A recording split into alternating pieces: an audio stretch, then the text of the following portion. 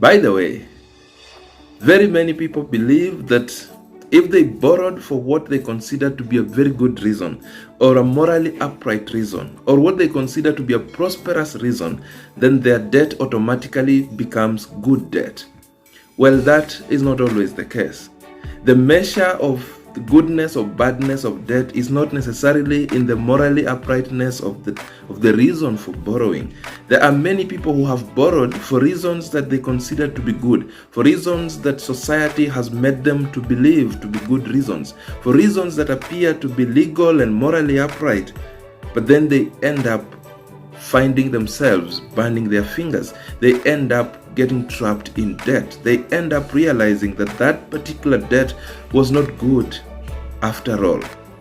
You see, the measure of how your debt will be good or bad takes into consideration so many other factors that many people overlook. Many people simply look at what society has defined as good debt. Many people simply look at what everyone wants to consider as good debt, without then considering very many other components like the cost of borrowing, like the impact of borrowing that goes into borrowing. Of great importance in the definition and the differentiation of good debt from bad debt is the impact of that debt on your financial well-being.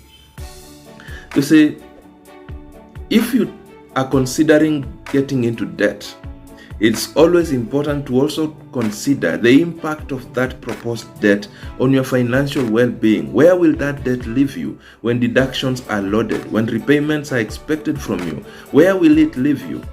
Despite the fact that the reason looks good, the reason sounds fantastic, but when deductions are loaded, will you be able to sustain your life the way you've been sustaining it? Will you be able to find yourself in a fix just because deductions have happened and some important elements of your budget can no longer be sustained? How will you survive? I have met cases of people who borrowed for very good reasons.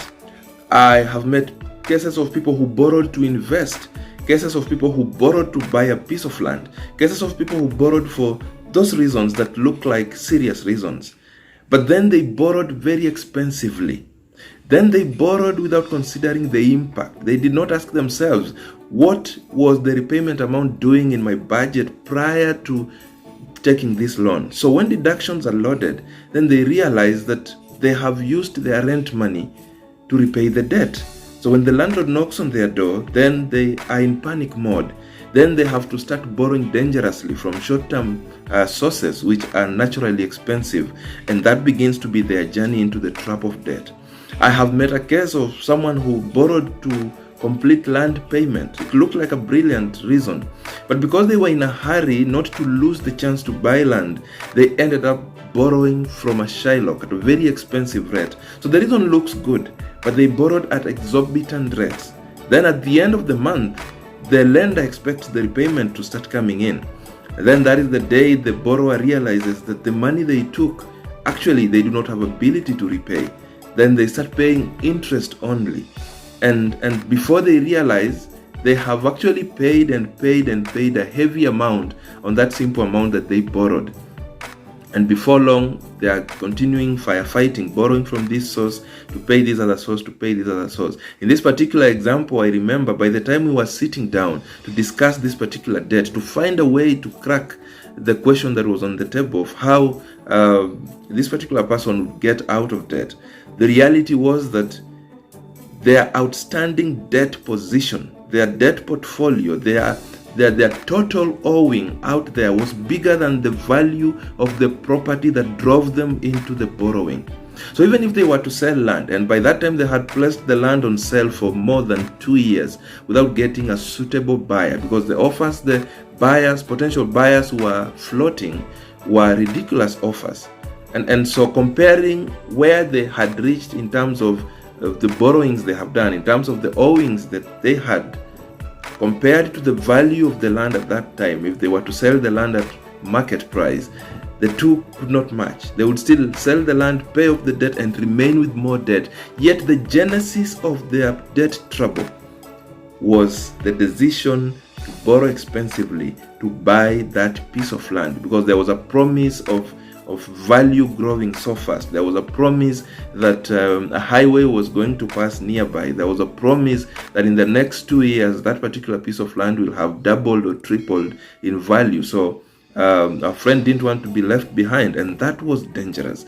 And this is a story of many people, because this was someone who had been a very good money spender, planning his money every other month, saving religiously, hoping that one day he will acquire a piece of land.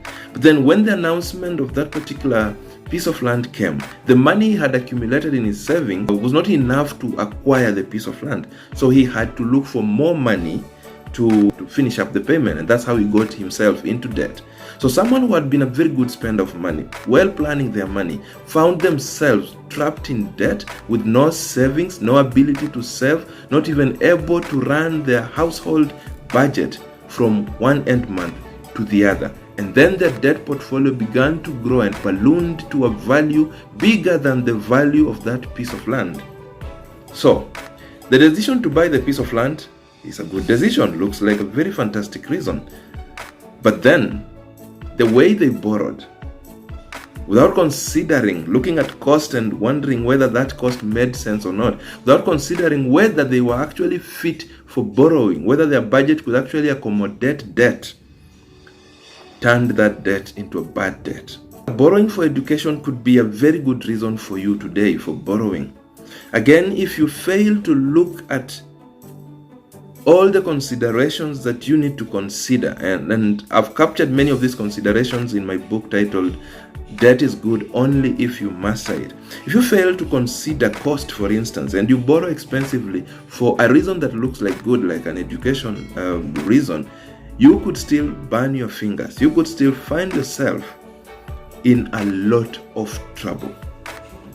Of course, I know that at the point of borrowing, every borrower believes that their reason for borrowing is the best reason. We will all be justifying why we need to borrow, because at that time, all we want is the money. So everyone believes that their reason is good for borrowing. But of course, we have to remind ourselves that good reasons will leave you better than they found you in the long run. Good reasons will add value to you, but bad reasons will take value away from you. Good reasons will bring money into your pocket.